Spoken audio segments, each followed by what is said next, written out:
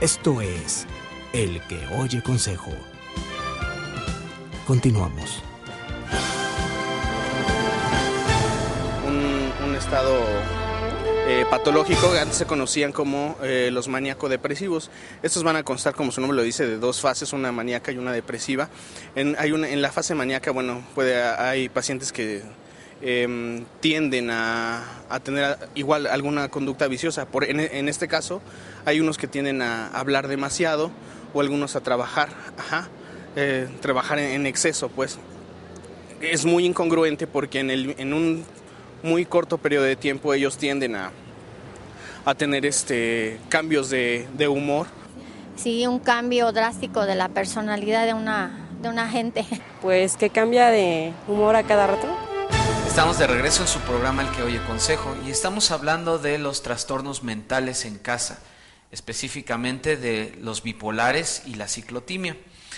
Y pues bueno, se quedó pendiente, ¿no? Y vamos a continuar hablando acerca de... Estamos hablando sobre lo que es la disciplina y el Así carácter, es. que mucho de estas situaciones es... Y yo tengo esa duda, Gerardo, también si nos puedes ayudar en esto. Claro. Si estos padecimientos ya se traen de alguna manera en la genética. Sí. O se desarrollan como pudiera ser la falta de disciplina. Como casi todos los trastornos mentales, tienes que tener una cierta carga genética, una predisposición, pero también se necesita de factores externos para que se detonen. Hay gente que tiene la carga genética pero nunca desarrolla el trastorno. Pero en aquellos que sí se desarrolla es por alguna situación adversa que vivieron.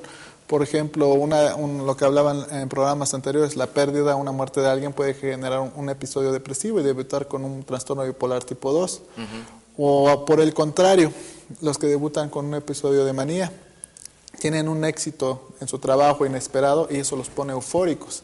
Y entonces ya pueden desencadenar su cuadro maníaco, que muchas veces no nada más es la sensación de grandiosidad, muchas veces tienen consecuencias importantes económicas porque sienten que pueden comprar todo, hacen despilfarros importantes de su dinero, tienen conductas sexuales inapropiadas porque llegan a ser muy promiscuos, tienen relaciones con fulana, con sutana, van a un antro y se ligan a 3, 4 chavas y tienen consecuencias catastróficas. Pero sí hay alguna alteración también a nivel bioquímico. Hay una disregulación de ciertos receptores, principalmente glutamato, dopamina, serotonina. Por eso es necesario el tratamiento farmacológico de por vida, porque no es una enfermedad que se cure.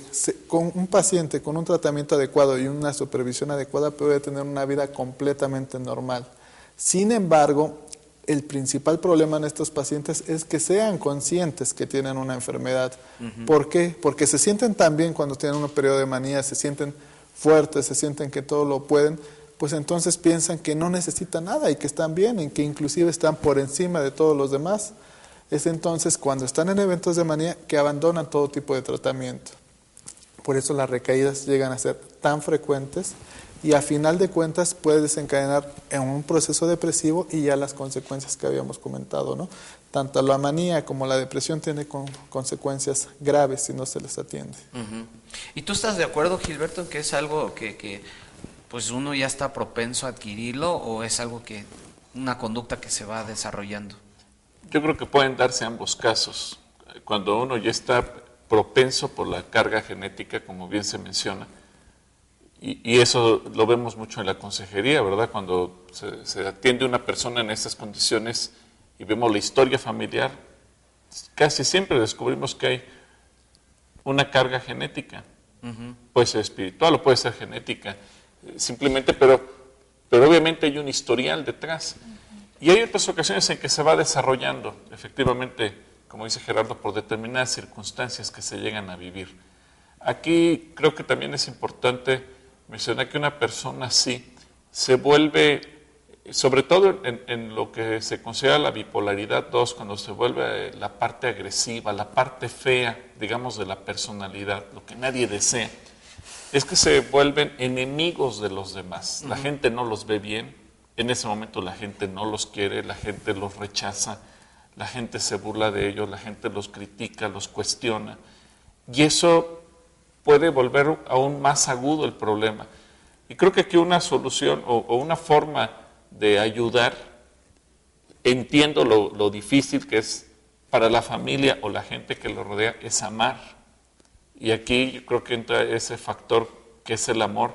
Tal vez, independientemente del apoyo y el tratamiento médico y el especialista que se le pueda dar, pero el familiar, en ese momento una herramienta que todos podemos llegar a dar y que tal vez no tengamos que ser ni especialistas, ni médicos, ni consejeros, pero simplemente por el hecho de ser esposos, padres, hijos o compañeros de trabajo es amor. Entiendo que es difícil porque no es para nada sencillo lidiar con una persona en esas condiciones, pero evidentemente que es una herramienta y es un arma muy poderosa que puede contrarrestar esa parte negativa de la personalidad. Muchas gracias, Leticia. Entonces, ¿cuál sería la terapia a seguir? Primero la farmacológica. Ajá. Eso es básico, tienen que tener su medicamento para estabilizarlos. Segundo, la terapia, la psicoterapia, y sobre todo el apoyo a la familia también, porque a veces la familia no sabe cómo manejar a este tipo de pacientes. Entonces, es trabajar mucho con la familia, trabajar con el paciente, pero también algo que quería agregar es que hay varios factores que influyen para que una persona tenga esa bipolaridad. Sí, la genética influye mucho, los antecedentes familiares, puede haber ahí algún abuelo o bisabuelo que tenía esquizofrenia o algún otro trastorno. Y de alguna forma se podría hablar de que se hereda, ¿verdad? Se hereda, exactamente. Puede ser ese factor. Hay otros factores externos que a lo mejor también puede ser el consumo de drogas, por ejemplo. El consumo de drogas que altera mucho la parte bioquímica y eso lo lleva a ese estado de bipolaridad. Tengo entendido que este trastorno se desata, si no me equivoco, antes de los 26 o 27 años. Generalmente inicia en etapa de la adolescencia, síntomas aislados, y ya se va desencadenando cuando empieza la etapa de adultez temprana. Y de acuerdo a lo que dice Leti, yo también por eso mencionaba lo espiritual. Muchos casos también que yo me ha tocado atender se relaciona con determinadas prácticas de ocultismo, invocación de muertos y cosas por el estilo. Y la gente se mete en terrenos muy peligrosos y termina a veces en este tipo de situaciones. Y hay cuadros psicóticos que se desarrollan por eso, y el trastorno bipolar también cursa con cuadros psicóticos compatibles con la esquizofrenia, también puede ir de la mano. Ajá, espiritualmente entonces se abren puertas. Sí, claro que sí. La carta a los Efesios, el apóstol Pablo establece eso, ¿no? Que nuestra lucha no es contra carne ni personas, sino contra potestades espirituales. ¿Sí? Entonces hay veces que inclusive son hasta maldiciones, son situaciones que las personas van trayendo de generación a generación, y hay que investigar ese tipo de situaciones, y en la consejería es donde se empieza a ver esa situación, ver qué herencias tienen las personas para empezar a atacar de manera espiritual esa situación. Pero en tu opinión, ¿tú crees que entonces sí se puede ser libre de este padecimiento? Sí, por supuesto que sí. ¿Se puede curar? Desde el punto de vista de las herencias, en un cuadro espiritual diferente, en un concepto espiritual. Sí. Ok, muchas gracias. Sí. Pues vamos a un corte y vamos a regresar con los consejos finales de parte de nuestros expertos. Volvemos. Un trastorno mental tiene solución y en el siguiente corte lo veremos.